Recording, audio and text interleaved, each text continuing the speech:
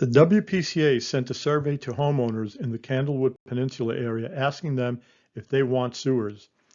The survey is the latest step in their 6-year plan to add 1,100 new sewer customers, something they need to increase their revenue.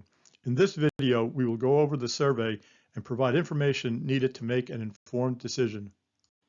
In part 1, we look at the survey in detail to determine whether it is fair or biased and what's the purpose of the survey, and we summarize certain key information that the WPCA did not disclose. In part 2, we provide a summary analysis and information to assist in answering the survey. In part 3, for those that have more time, we provide the details of how we calculated our figures. And in part 4, for those that are curious and have even more time, we cover the backstory. Who is the WPCA? How did we get here? And why is the WPCA so desperate to build sewers? Hint to preview, it has little to do with the lake or residents and more about the money that they stand to make from sewers. First, let's talk about why the WPCA is conducting the survey in the first place. What's the purpose? For those who are familiar with the history of this project, you will recall that in the September 2022 and November 2023 public meetings, there was overwhelming opposition to sewers. In fact, every single resident who spoke at those meetings was against sewers due to the prohibitive cost. And in the November 13th meeting, the WPCA chairman himself said that he could not recommend going forward with sewers because of the high cost to homeowners. Both of these meetings are on YouTube, and you can see the chairman's statement at the 1 hour 55-minute mark of the November 13th meeting. All comments of residents are at the end of the meetings. Given that residents already said that they did not want sewers twice, and the WPCA chairman also agreed with residents saying he would not recommend sewers, what then is the purpose of the survey? Why is the WPCA conducting it? They claim the survey is required by the DEEP grant, but that's not true. The DEEP requirement was that there be public input, which the WPCA got plenty of at the 2 meetings. The real reason for the survey is that even though they recommended against the sewer project at the November 13th meeting, the WPCA still wants to go forward, and 2 days later at their November 15th board meeting, they decided to continue with the project anyway. But there was a hitch. They could go forward only if they could show the public was in favor. Now, unfortunately for them, the public input at the 2 meetings was against sewers, but the WPCA chairman thought maybe a survey could give them different results. Now, why did he think this? Because, as he said, there may be homeowners who don't know much about the project and who could be convinced to vote in favor of sewers, irrespective of cost or need, etc. In other words, what he was saying and what he is banking on is that most homeowners won't have the time, energy, or inclination to look into the details and will just rely on what the WPCA tells them in the survey materials. And they could be right. In our experience, many homeowners who we speak to don't really know the details or background of the sewer project and are surprised when they find out. So the sole purpose of the survey is to reach as many people who don't have the information and background and then steer them to vote in favor of sewers in order to override the public input. Let's look at the survey. It doesn't take much to see that the choices to the key question are skewed to generate in favor responses. Here's why. First, instead of a simple yes or no to the question whether you want sewers or not, they list 5 possible answers. And of the 5, 4, including the last one, unsure, will be deemed by them as being in favor. In other words, they give people 4 different possible ways to say that they are in favor and only 1 way to say they're not in favor. In contrast, the Candlewood Shores Board conducted a survey in September 2023. Residents were referred to all of the WPCA materials as well as the videos produced by the Candlewood Shores Sewer Committee. They were then asked to vote based on all of the information. Here's a copy of the only question with only 2 possible answers, a simple yes or no. No bias, no skewing, no tricks. Over 60% of the 510 homes participated and 93% voted against sewers. Next, let's look at the choices for possible answers. The first choice asks you to assume that sewers are essentially free, and if so, would you theoretically be in favor of sewers? If ever there was a way to rig a survey question to get votes in favor of sewers, this is it. The WPCA knows that not only is this impossible, it is totally irrelevant, unless, of course, your objective is just to get a yes response. Imagine someone asking if you would be theoretically in favor of jumping off a 10-story building, assuming you won't get injured. You'd think it was a trick question trying to get you to say yes, that you would be in favor. Well, that's exactly what the WPCA is trying to do. Anyone reading this choice who is not aware of the WPCA's purpose could reasonably say, yes, sure, why not? If the sewers were free, I'd be in favor. Even if we go along and indulge the fantasy of a project with no or nominal cost, for example, if the government were to fund 100% of the project, sewers will still not be free. What the WPCA doesn't tell you, but what is clear in the fine print of their engineer's report, is that in addition to the cost of sewers, every homeowner will have to pay upfront and ongoing cost.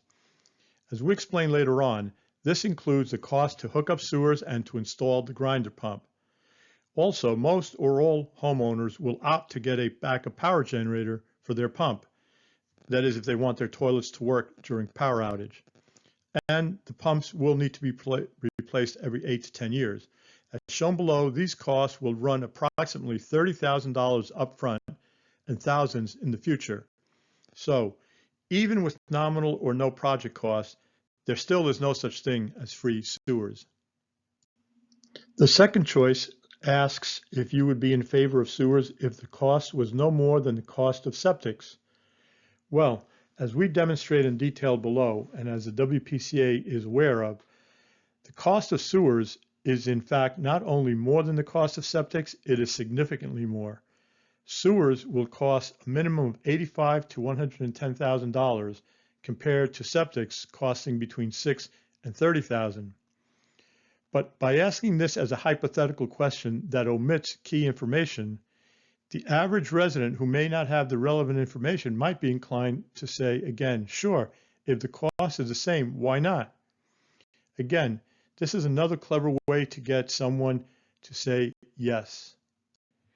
If they don't get someone to say yes with the first two hypotheticals, they then give you a third choice. Would you be in favor of sewers based on their estimate of $50,000 per average home? This is a more legitimate question, but it intentionally omits key information. The WPCA knows that the $50,000 estimate does not include all costs that residents will have to pay. Here's what they don't tell you.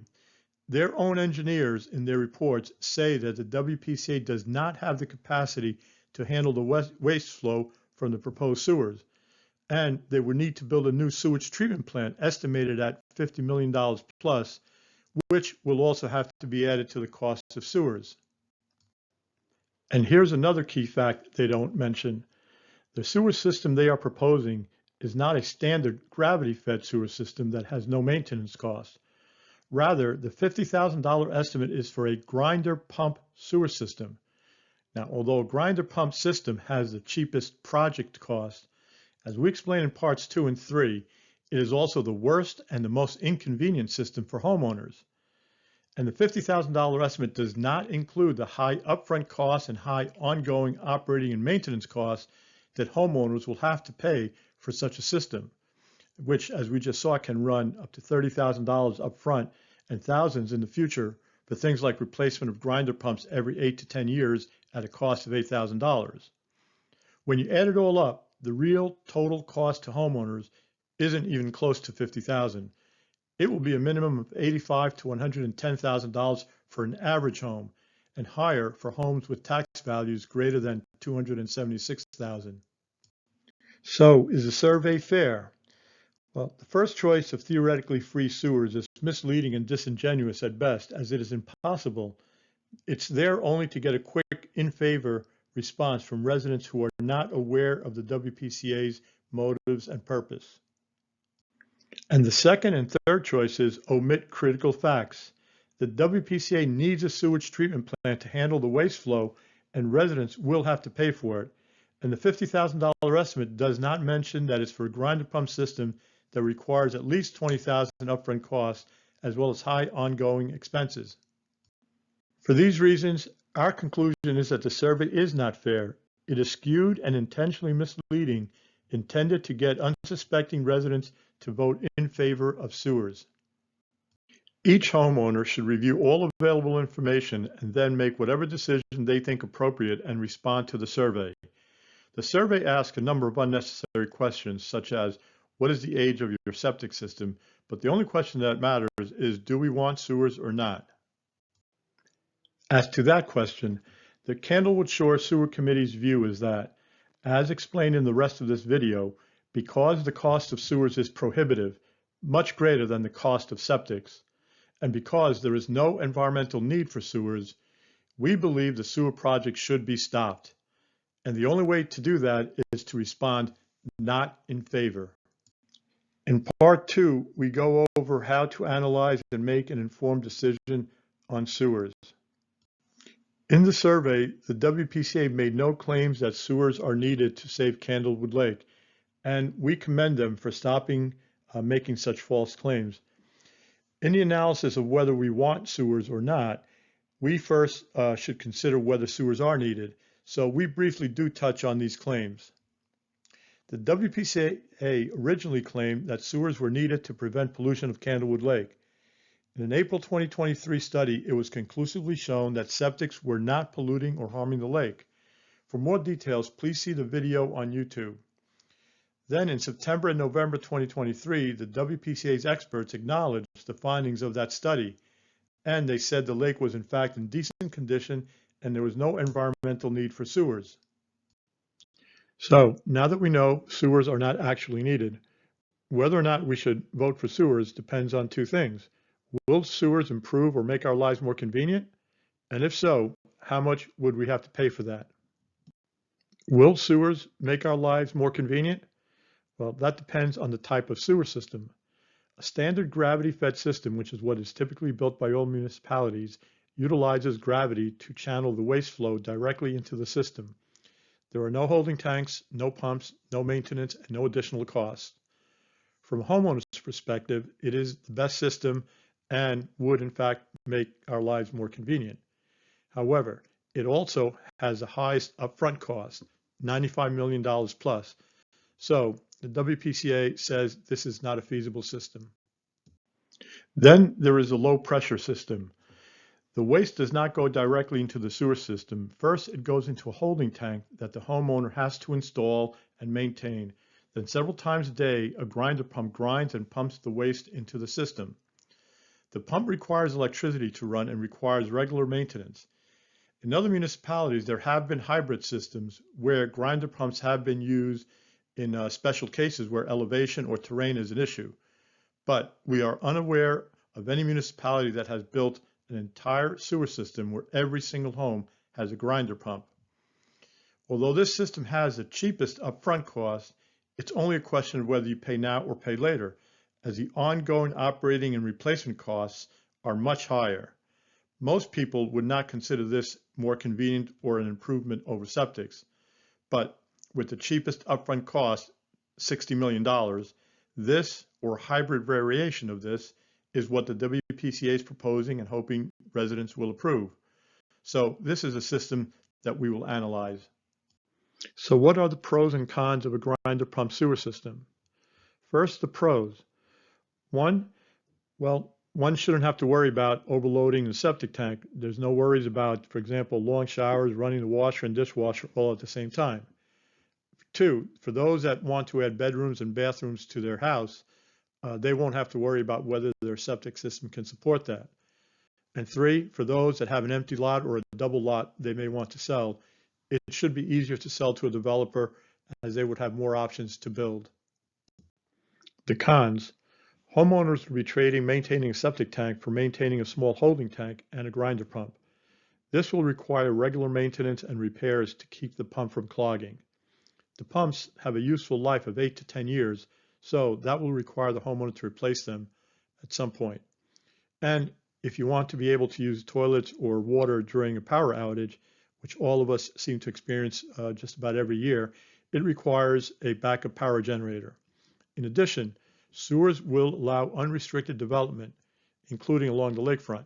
For example, the Poets Landing condos on the lake in Danbury were made possible only because there were sewers. For some homeowners, the cons of a grinder pump system will outweigh the pros.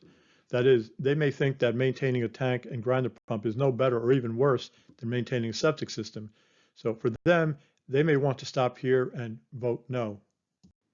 Other homeowners may see some net benefit. That is, for them, the pros may outweigh the cons. And for them, the question then becomes, how much will it cost for sewers? It's a classic cost-benefit analysis. As shown on the chart, some people would pay zero if they have no improvement in their lives, while others, as they see increasing improvements, would be willing to pay more for the sewers. So for those people that are interested in the cost of a grinder pump system, we calculated that cost, first on a total project basis, and then we broke it down to a monthly payment. We start with the WPCA's estimate of $60 million. We adjusted by adding $18.5 million for things such as street paving, financing costs, system modification, etc. Here, we just have the total, but all of these are broken down and gone over in detail in Part 2. That brings the total to sewers to $78.5 million. We then added amounts that would be needed to get the additional capacity to handle the sewers. As the engineers clearly stated in their report, the WPCA does not have the capacity to handle the flow and must either build a sewage treatment plant or they can try to find out if Danbury has additional capacity. If you're interested in this capacity issue, there's more detail in parts 2 and 3. In any event, the cost of a new plant, according to the WPCA, would be $42 million plus. If they were able to get more capacity from Danbury, we estimated they would pay $5 million. That brings the total in the second column to $83.5 million in the case where Danbury can provide the capacity and $120.5 million in the case where the new plant is built. In the third column, on an individual basis, the sewer tax amounts for an average homeowner would be $55,000 if Danbury is used or $80,000 if a new plant is built. The sewer tax amounts will be a lien on a home, like a mortgage, and just as with any mortgage, if monthly payments are not made, the WPCA has the right to foreclose on the home. In the fourth column are the sewer tax amounts if a 20% grant is obtained, $44,000 and $63,000. Of course, these amounts would increase if a home's tax value is higher than $276,000. Next, we compared what the monthly payments would be for a grinder pump system and a septic system. In the left two columns, we calculated the cost of a grinder pump system. First, in the first column using Danbury, and in the second, assuming a plant had to be built. You'll notice that there is $30,000 in upfront costs, even before the sewer tax. This has to be paid by every homeowner, no matter what their tax value is. Every homeowner will have to pay to hook up to sewers, to install the tank and grinder pump, and to install a backup generator. They don't actually have to install a generator, but we think most people will want to know what it will cost if they choose to do so. If you add the sewer tax of $55,000 or $80,000 as we just calculated, the total comes to $85,000 and $110,000 per homeowner. The monthly payments come to $780 and $950 per month. For details on how all of these figures in this chart were calculated, again, please see Part 2. If a 20% grant is obtained, those amounts would be reduced to $700 and $840 per month. We then looked at the cost of septics. We took three situations. First, homeowners whose septics have no problem. Second, homeowners who may need to replace their leaching fields. And third, homeowners who may have to replace their entire system, tank and leaching fields. We contacted several companies for estimates. For a new system, the range was from $15,000 for a simple installation up to $35,000 for a complex and more difficult installation. We used the midpoint, $25,000. We assumed that homeowners that need a leaching field or whole new system would finance with a home equity loan. That brings the total monthly payments to $10 per month for homeowners who have a functioning system, or $190 per month for those who have to put in a whole new system. A homeowner who may have a very difficult installation that costs $35,000, their monthly payment would be $260. No matter how you look at it, Septics are a fraction of the cost of sewers, even if a homeowner has to replace an entire new system. This is why the EPA has said that septics are cost-effective and provide economic benefits. Please note that all figures that have been used in this presentation have been taken directly from the WPCA's reports or based on estimates from local vendors and professionals. To summarize Part 2, it has been conclusively established that sewers are not needed. 2, will they improve or make our lives more convenient?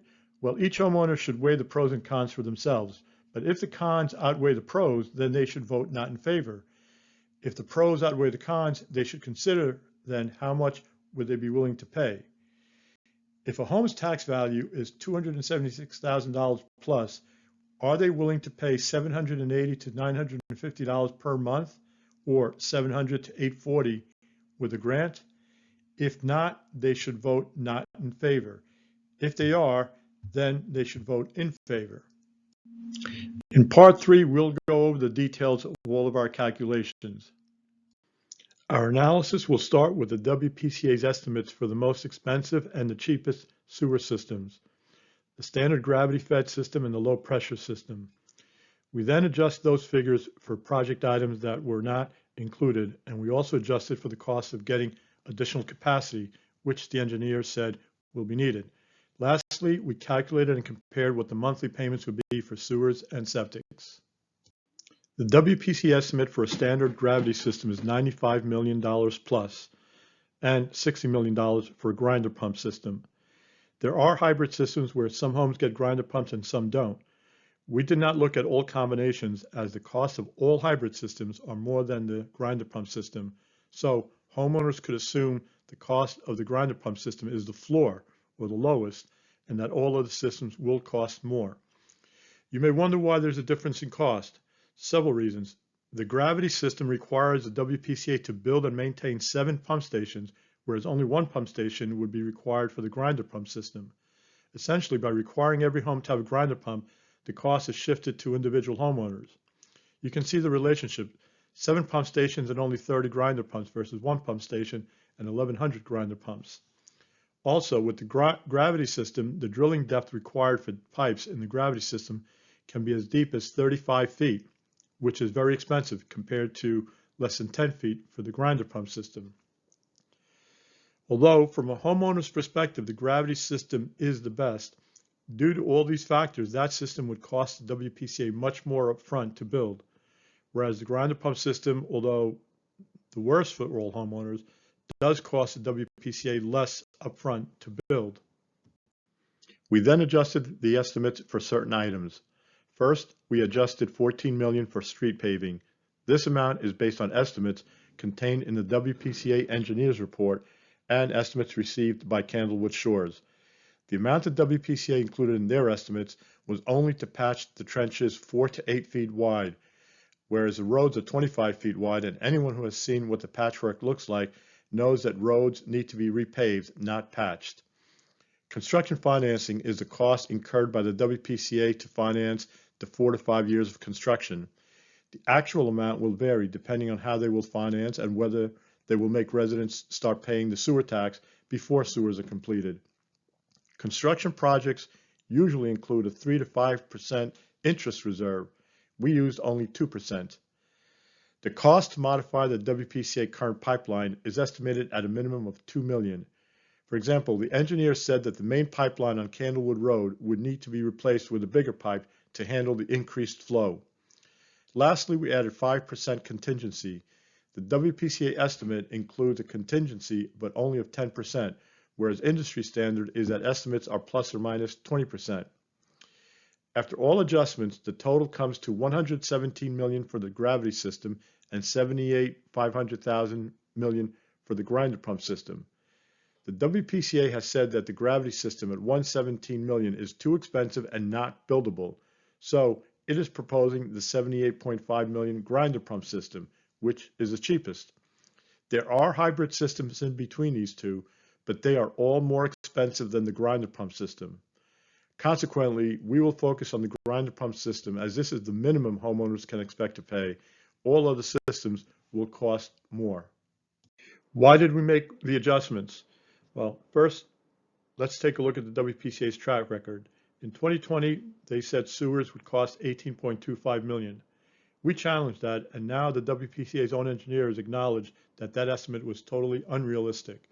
In 2021-22, the WPCA tried to convince homeowners that sewers were needed because septics were polluting the lake. We challenged that also, and now those claims are acknowledged to have been false and misleading. That's 0 for 2. Now the WPCA is giving us new estimates. What happens if they go 0 for 3 on these and those estimates are also too low? The WPCA's incentive is to keep the estimates as low as possible in order to get homeowners to approve. As CDM Smith, the engineers, said on November 13th, these are just estimates. There are no guarantees. And who bears the risk if the estimates are wrong? In other words, who would have to pay the excess? The WPCA board members, WPCA, the town, the engineering firm that came up with the numbers? No, the homeowners would have to pay. As is stated clearly on the WPCA's website and confirmed by the engineers, homeowners are legally obligated to pay all costs, no matter how much they may exceed the estimates. The amount of money at stake here is too significant for homeowners to take a chance that the WPCA is wrong again. Consequently, homeowners should adjust to include all relevant costs, not just what the WPCA decides to include, so that we can get as realistic an idea of what this will cost as is possible. And so that is why we made the adjustments. In addition to the adjustments for items not in the estimates, there is one other major cost that the WPCA has avoided disclosing to homeowners. That is the cost to obtain the capacity that is needed to handle the flow from the sewers. As mentioned in Part 1, the WPCA has a capacity problem. Currently, all waste goes to Danbury's plant, but the engineers were clear in their report. The capacity that Danbury currently gives to the WPCA is not nearly enough to handle the waste flow from the proposed sewers. The WPCA would require capacity of 1 million gallons per day. They currently have only 380,000 and have a plan to get 200,000 more. That still leaves them with a shortage. They need an additional 420,000 gallons of capacity. They would have to do something, and in September 2023, the engineers said that something was to build a new sewage treatment plant. But for some unexplained reason, at the public meeting on November 13th, they did not discuss the new plant. Instead, at the November meeting, they came up with a last-minute idea. First, homeowners should approve the sewers. Then afterwards, we could ask Danbury if they have additional capacity. The logic of this approach confounded us. We could not fathom why the engineers, who spent over 1 year on this study looking at every possible option and compiling a several hundred-page report, did not think of asking Danbury a very simple but absolutely critical question. Do they or do they not have excess capacity? And how much will it cost? We find it incredibly irresponsible, even disingenuous, for the WPCA to ask homeowners in a survey whether they want sewers without giving them any idea of how the additional capacity would be obtained and at what cost. Instead, the WPCA wants homeowners to approve sewers and just leave it to the WPCA to figure out the capacity issues later and then pass the bill on to them. We don't know why the WPCA is doing this, but we suspect the reason they have not asked Danbury is because they may already know the answer. Danbury may not have additional capacity, so the only option would be to build a new plant. And that, as you will see later on, would be so expensive that no homeowner would even consider sewers. So the WPCA has instead chosen to avoid discussing this issue at all in the hope homeowners will not notice. However, since homeowners will have to pay the additional capacity one way or another, we could not ignore this issue. We calculated what the additional capacity cost would be. We gave the WPCA the benefit of the doubt. We assumed that Danbury would have capacity, and we calculated the cost of both options. In the middle column is the cost of getting capacity from a new treatment plant, $42 million, and in the third column, the cost from Danbury, $5 million. According to the engineer's report, the new treatment plant would cost $40 million, plus the cost of acquiring the land and the cost to modify the existing pipelines. The cost of getting capacity from Danbury is estimated at $5 million, based on their current deal with Danbury for 200,000 gallons. That would bring the total to 120,500,000 if a new treatment plant is built and 83,500,000 if Danbury is used. Based on those costs, how much will the sewer tax be per homeowner? In the case where Danbury is used for capacity, the 83,500,000 translates into a sewer tax amount of 55,000 for an average homeowner. And if a new treatment plant is built, the sewer tax would be 80,000. In the third column, if a 20% grant is obtained, those figures are reduced to 44,000 and 63,000. The sewer tax amounts are calculated as follows. First, we calculated the sewer tax rate. We take the total cost and divide that by the tax value of all 1,100 homes, which, according to the engineer's report, is 420 million. Doing that for the Danbury option, we take 83.5 million divided by 420 million, and we get a 20% sewer tax rate. Next, take the sewer tax rate and multiply it by the tax value of a home, and that gives us the sewer tax amount. So, for example, taking the 20% sewer tax for the Danbury option and multiplying it by 276,000 gives us the $55,000 tax amount. We chose 276,000 as the average home tax value because that is what the WPCA chose in its earlier estimate. The sewer tax rates for the other options are 29% or $80,000 if a new plant is built. And if a grant is obtained, the sewer tax rates would be 16% and 23%. You see, we have calculated 4 possible sewer tax rates to take into account different scenarios. If you would like to calculate your sewer tax amount, you can do so by going to the link indicated, finding your home's assessed value, and then choosing whatever rate and scenario you think is more likely. We calculated and compared the monthly payments for a grinder pump system and a septic system. In the 2 left columns, we calculated the cost of a grinder pump system, first using the Danbury option, and second, if a plant was built. Every homeowner would have $30,000 in upfront costs, even before the sewer tax. This amount has to be paid by every homeowner, no matter what their tax value is. Every homeowner would have to pay to hook up sewers, to install the tank and grinder pump, and to install a backup generator. As we said, you don't have to install a backup generator, but we think many, if not most people will, and they may want to know what it will cost if they do so. Add the sewer tax of 55,000 or 80,000 as we just calculated, and the total comes to 85,000 or 110,000 per home. On a monthly basis, we assume the 30,000 upfront cost would be financed by homeowners with a home equity loan at 6% over 20 years. That comes to $215 per month. The sewer tax of 55,000 or 80,000 would come to $380 and $550 per month, payable over 20 years at a 5.5% rate, which is a single-A municipal bond yield in October, which we believe would be comparable to what the WPCA sewer bond would be financed at.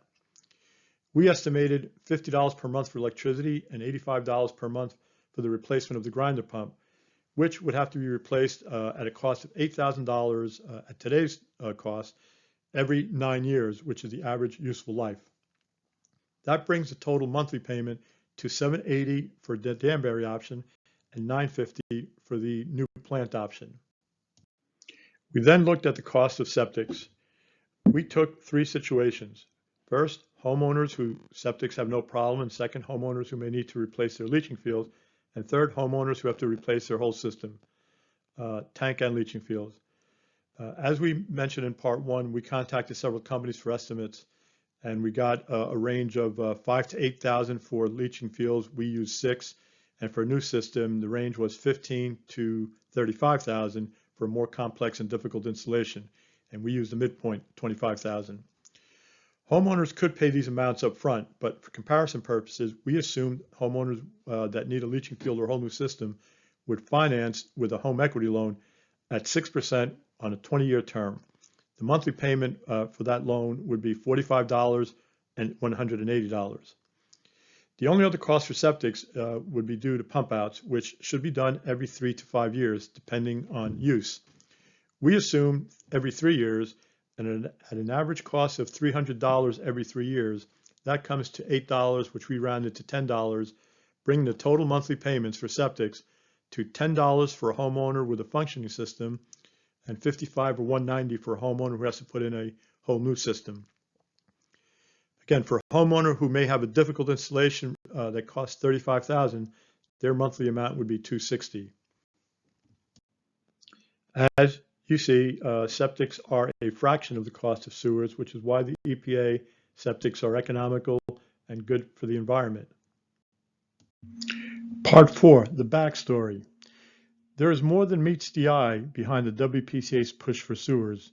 In fact, we believe there are certain financial and economic interests and certain parties that have nothing to do with the lake or peninsula residents that are the real drivers behind the WPCA's push for sewers. To understand this, in Part 4, we need to explain who the WPCA is, why building sewers in the peninsula is so important to their business, and how using the health of Candlewood Lake as a pretext for sewers will help them or can help them get government grants. The WPCA is a self-funded sewer business. What this means is that it gets no money from the town. All of its income has to come from sewer customers. Once you become a sewer customer, you are obligated by law via their quarterly sewer charge to pay all of the WPCA's expenses.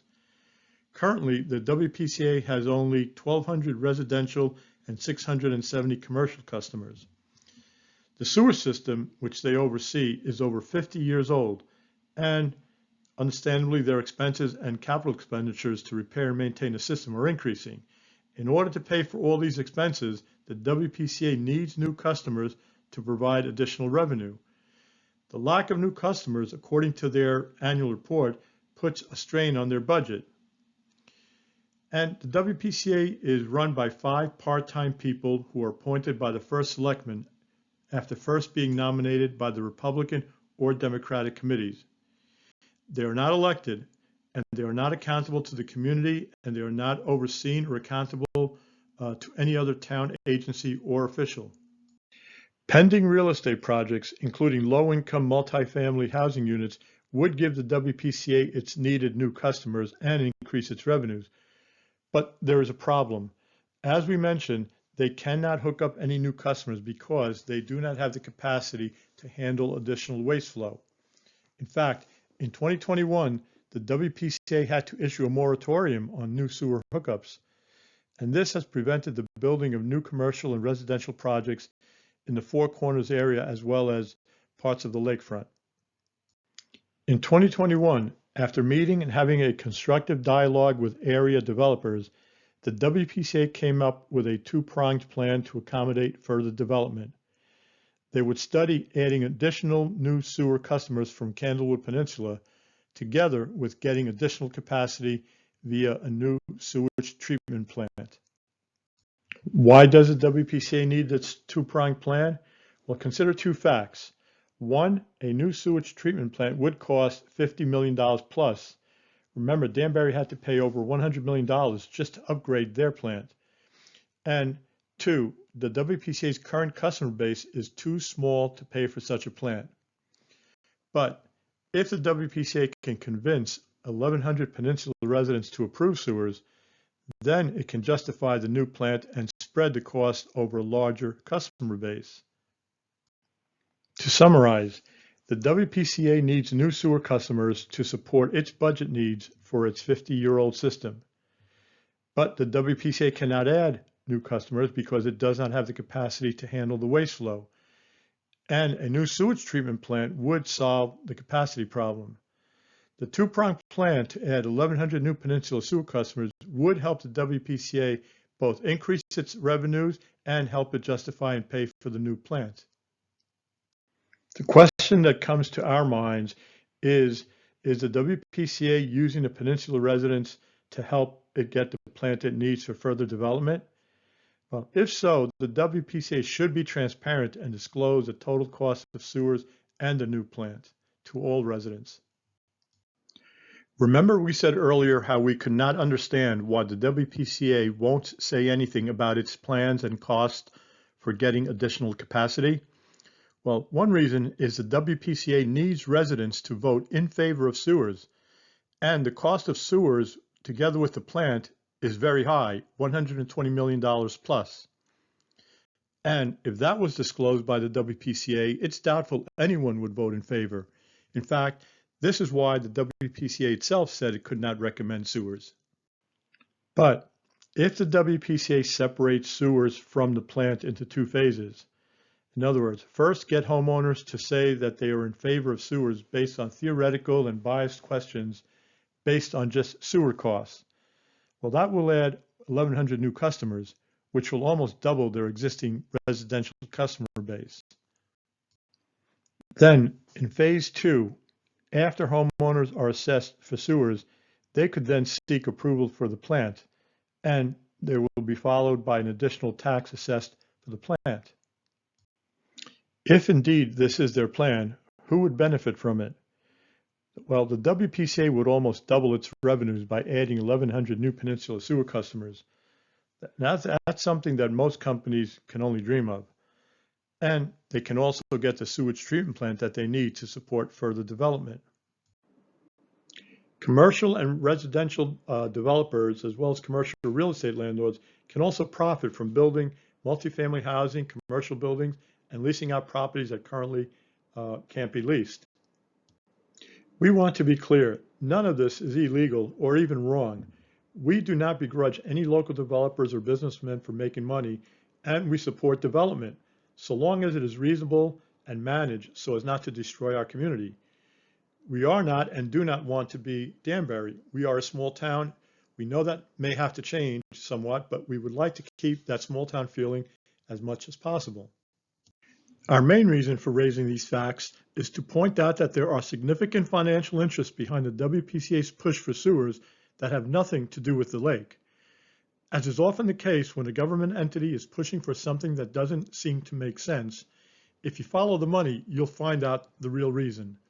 To be sure, there are parties who will benefit from sewers, but it will be at the expense of homeowners who would wind up paying anywhere from $85,000 to $250,000 for those benefits. How and when did this project start? Well, in January 2018, the town sanitarian sent a letter to the WPCA saying that in his opinion, septics were a problem and he recommended that the WPCA build sewers. That letter cited no studies, no data, no evidence or any record, just his opinion. In December 2018, the WPCA hired a consultant with instructions to find evidence that septics were polluting the lake. In 2021-2022, the consultant tried to do what the WPCA wanted. They produced several lengthy and technical reports, which the WPCA claimed showed that septics were polluting the lake. In September 2022, Candlewood Shores Tax District commissioned a sewer committee to examine all consultant reports and WPCA documents and to investigate the claims made by the WPCA. The mission of the committee was to confirm the facts, and if the WPCA claims proved to be true, the committee was prepared to recommend to the community that sewers be approved. The committee was made up of homeowners, all who live on or near the lake and who have a real and significant interest in the lake's health. The committee worked with environmental engineers and other experts, interviewed other town officials, and looked at 2 case studies of other lakes that built sewers. Their report was released in April 2023 and can be viewed on YouTube. The findings of that study were that septics have less than a 0.1% impact on the phosphorus level in the lake, and building sewers would have virtually zero impact on the lake. In June 2023, the WPCA's consultant reviewed these findings and did not refute them. And in September 2023, the engineers acknowledged that the lake was in fact in decent condition and there was no environmental need for sewers. This is consistent with what the officials at the other 4 towns we spoke to said. If the WPCA had been concerned with Candlewood Lake's water quality, why didn't they try coordinating with the other towns on the lake? The US EPA clearly states that all towns that border a lake must be involved and coordinate in order to address lake issues. And this makes obvious sense, especially given that in this case, Brookfield has less than 10% of the lake frontage. And anything that it might do, like building sewers, would have no effect unless all of the other towns also did the same thing. Had the WPCA really been concerned with the lake, it would have hired lake environmental experts, not sewer engineers and consultants, and it would have tried coordinating with the other 4 towns on the lake. But to our knowledge, it never even contacted them. We did, however, and no official from any of the towns had any plans about sewers or were even considering them. Instead, they raised other issues of concern, such as controlling stormwater runoff. So why did the WPCA make claims about Candlewood Lake? The reality is the WPCA runs a sewer business. It has no knowledge, expertise, or experience in lake environmental matters. The claims about septics polluting the lake were unfounded, and although the WPCA has now stopped making such claims now that that has been proven, they initially made those claims because their ability to convince homeowners to approve sewers depended on getting significant government grants to lower the cost of sewers. And the only way to get government Clean Water Act grants was to claim that Candlewood Lake was being polluted. Why did we produce this video? Well, how you answer this survey can have a major financial impact costing tens of thousands of dollars. This is a significant financial decision. Remember, the sewer tax is a mortgage on your home. It incurs 18% interest if unpaid after 30 days, and the WPCA has the legal right to foreclose on your home if unpaid. We urge each homeowner to weigh all of the information and then respond as they see fit. Because of that, we felt that we should share all of our research and findings with all homeowners so that they could also be able to make an informed decision. We thank you for listening and for your patience, and please respond to the survey as you think appropriate.